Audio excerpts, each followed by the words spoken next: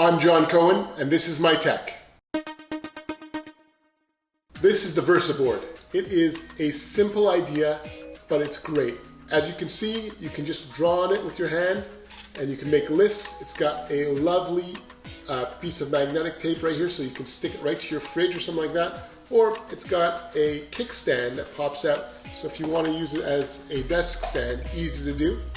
And what the nice part is once you're done with what you wanted to write on it, you're going to take the pen, use the back like an eraser, tap it, and boom, just like that, it's gone.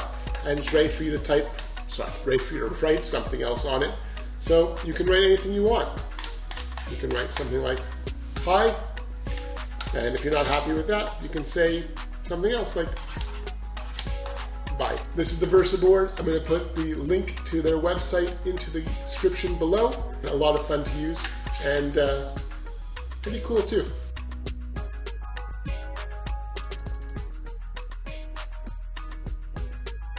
This is John.